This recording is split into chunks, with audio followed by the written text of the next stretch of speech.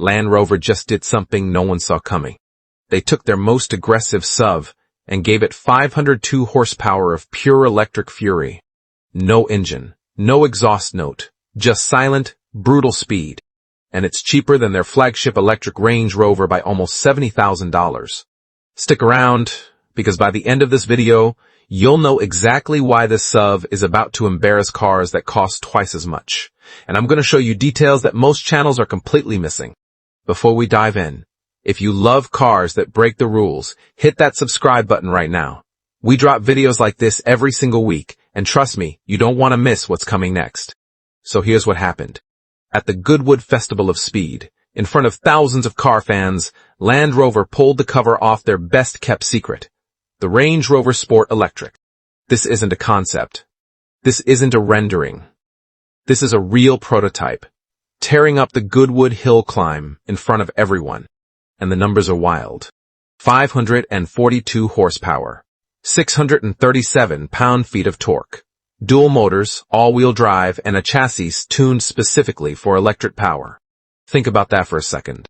This is the same SUV that off-roaded through Icelandic spillways, that climbed a 999-step staircase in China.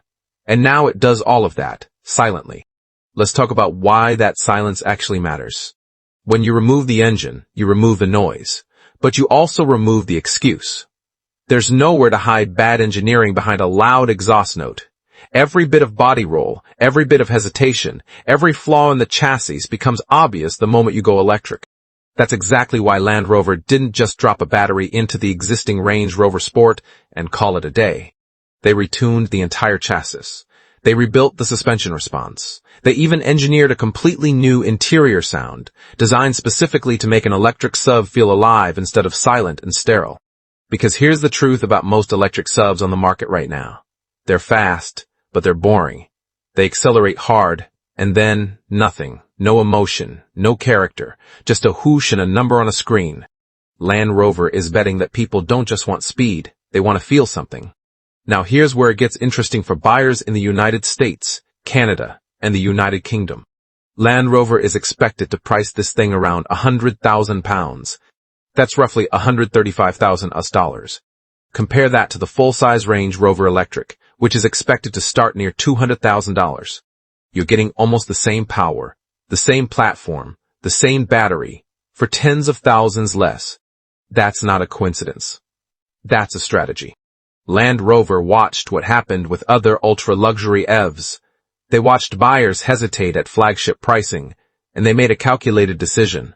Make the flagship electric Range Rover the halo car, the one people talk about, and make the Sport Electric the one people actually buy. It's the same playbook Porsche used with the Taycan versus the Taycan Turbo. Give people an aspirational flagship, and then a smarter, more attainable version right underneath it. And if Land Rover gets the pricing right, this could become the best-selling electric SUV in their entire lineup within the first year. Now let's talk about the platform underneath this thing, because this is where the real engineering story is. The Range Rover Sport Electric shares its Flex platform with the full-size Range Rover Electric. That means it shares the same 118.5 kilowatt-hour battery pack, the same twin-motor setup, the same fundamental architecture. But here's the difference. The Sport version is lighter, it's shorter, it's more agile. And when you take a shared platform and put it into a smaller, more aggressive body, you don't just get similar performance. You often get better performance, less weight to move, less inertia to fight, a sharper, more responsive feeling behind the wheel. This is exactly why insiders are already predicting the Sport Electric might actually outhandle its bigger sibling, despite sharing almost identical hardware underneath. Now let's talk about charging, because this is the part most channels won't tell you. This SUV is expected to support up to 350 kilowatts of fast charging. That means 10 to 80% in about 20 minutes. Sounds incredible, right? Here's the catch. Chargers that powerful are still rare across the US, the UK, and Canada.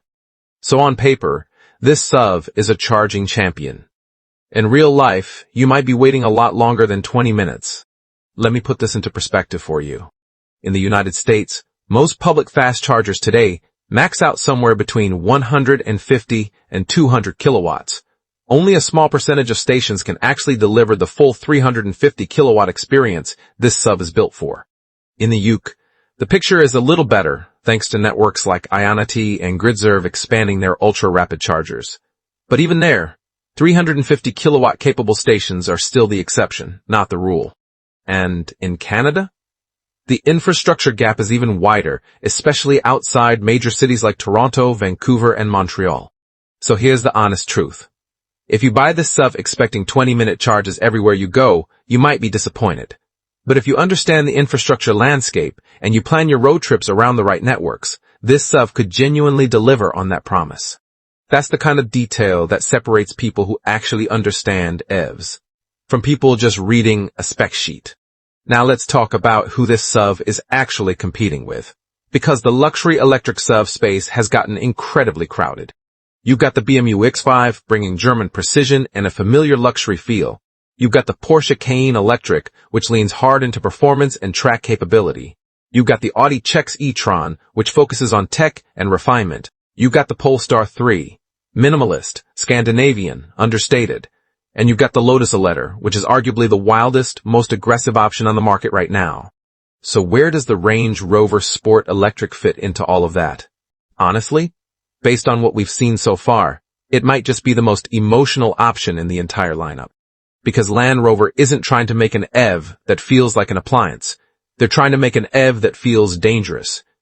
An EV that still has that unmistakable Range Rover presence, that commanding driving position, that muscular stance that makes people turn their heads on the street. Most competitors in this segment are chasing efficiency numbers and range figures. Land Rover is chasing feeling. And in a market full of electric subs that all start to look and feel the same, that emotional differentiation might be exactly what makes this one stand out. Let's also talk design for a second, because this matters more than people think. The Sport Electric keeps that same clean, reductive Range Rover Sport silhouette. Smooth surfaces, minimal creases, a front end that's been subtly reworked to improve aerodynamics, since every bit of drag matters when you're trying to maximize electric range. Inside, expect that same familiar Range Rover Sport layout. A 13.1-inch central touchscreen, a 13.7-inch driver display, but layered with EV-specific readouts, battery state, regenerative braking levels, real-time efficiency data.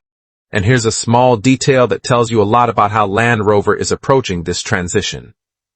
There are no paddle shifters behind the steering wheel, like you'd find on some rival EVs for adjusting region braking. Instead, that rotary drive selector carries over from the gas-powered model completely unchanged. Except now, the position that used to say Sport on the combustion version now says single pedal drive. It's a small change, but it tells you Land Rover wants this to still feel like a Range Rover Sport first and an EV second. Now, let's address the timeline, because there's been some confusion here. Some outlets are reporting an expected September 2026 on sale date. But officially, Land Rover has only confirmed that further details will be announced later this year. That means the exact date, the final pricing, the confirmed range figures, none of that is locked in yet. What we do know is that full specifications, confirmed pricing, and the opening of order books are all expected before the end of the year, with first customer deliveries likely following in early 2027, depending on production scheduling.